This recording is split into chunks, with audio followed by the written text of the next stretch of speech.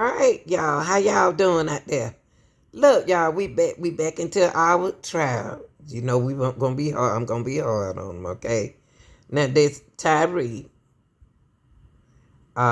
death was due to ex-scorpions, okay? Now this is the TBI, y'all.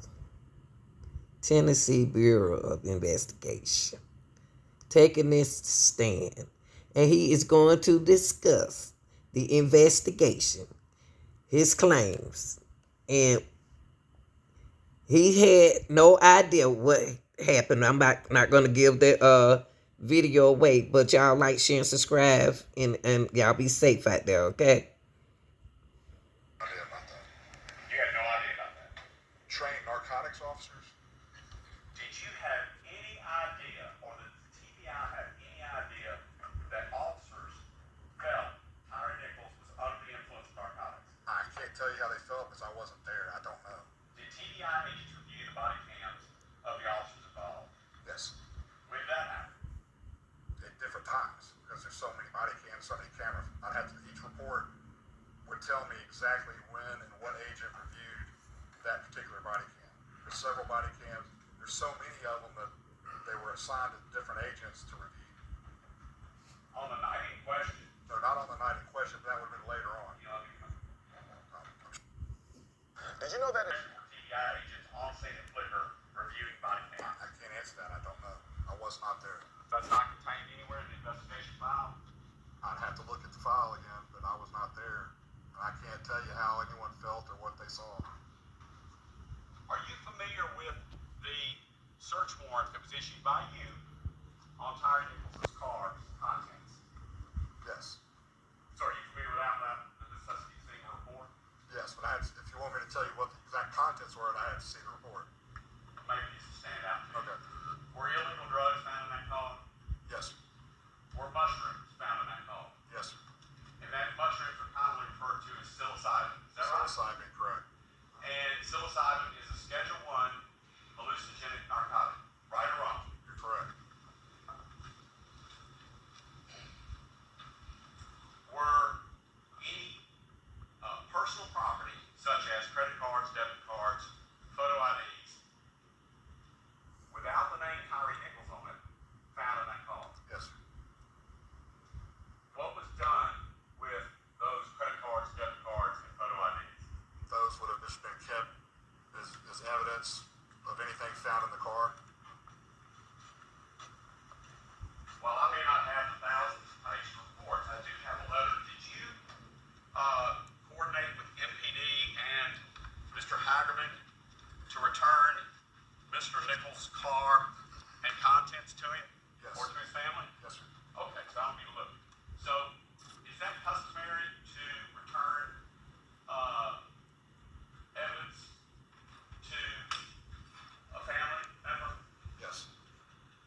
Including credit cards in someone else's name? If the district attorney asks me to do it, we do it. So in this case, were you asked by the district attorney's office to return the credit cards that were found in that car? I was just asked to return the vehicle and the contents to the Nichol'S family. But the contents included credit cards, debit cards, photo IDs of other people. And so I'm just asking, was that your decision or was it the DA's decision? That would be the DA's decision. So if we have someone that came in here and said her American Express card, Kelly Rogers, said that her American Express card was stolen on the night of the 31st, and a police report of 2022, by the way, October 31st, 2022, and a police report had been filed on that American Express card and her military ID cards, yet they were found by your agents as contents of Tyre Nichol'S car.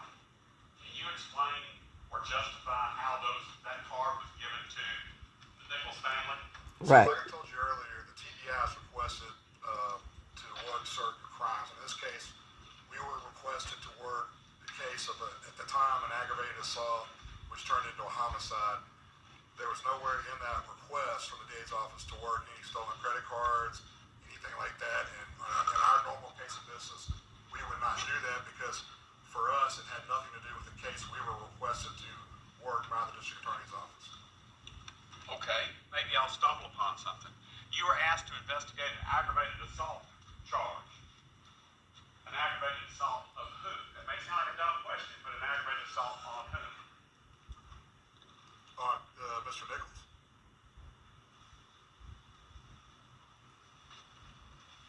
I was.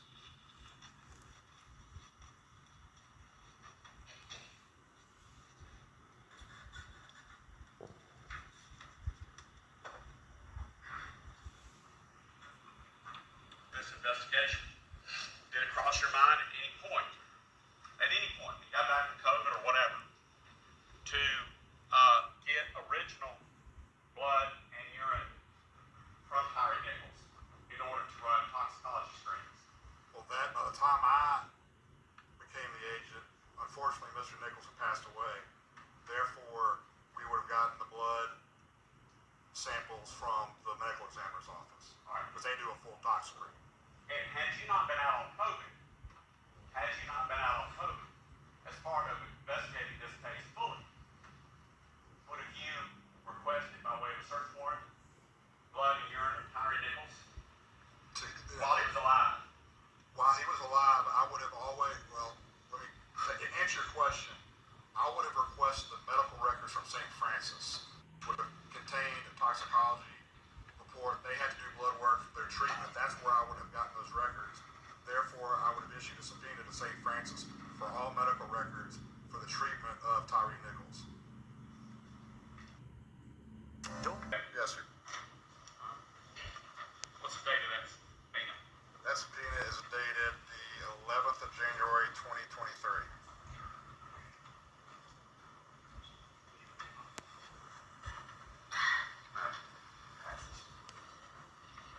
Look this document over to see if you recognize it.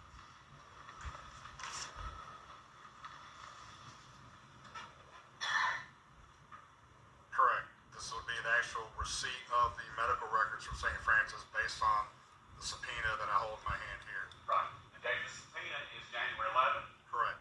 What does that memo say from TBI that St. Francis gave you records? What's the date of that? February 6th, 2020. 6705 Ross Ridge Court. That was pointed out to you a few weeks ago or a month ago. It's been a little, I think back in February, I believe. March, February, somewhere around there. And to be clear, that pointing out to you, that didn't come from MPD. No, sir. No, sir. Didn't come from any other agency. Now, you realize that there was a whole other case and a whole other court, right? Oh, yes. And as a part of that federal case, you had agents that would have been there when people were interviewed, et cetera, right? Correct. And as a part of that investigation, during the time frame related to that, did that 6705 Ross Ridge video ever come to your attention? No, sir. Did it ever come to your attention that it needed to be a part of a supplement? And once I was aware of the video and what I observed in the video, I mean, obviously, Mr. Zumach told me about the video. Not that I don't believe Mr. Zumach, but I still want to see it with my own eyes. Once I saw that with my own eyes, I contacted Mr. Hagerman. I said, hey, this is an issue. I need to do a supplemental report because it needs to be, that's the right thing to do. Right, and just stepping back a little bit, now I don't know you like Mr. Zumach, right? Y'all have known each other over the years, as was stated earlier, correct? Sure. And you still said, hey, just because Martin said, look at it, I didn't necessarily take his word that this was something worth me calling Mr. Hagerman about, right? No, I would take his word, but I have to, in order for me to write a report, I have to see what the allegation is or reflection that looks like an object, because once that light goes off, it disappears. So once you look at that video, it's a glare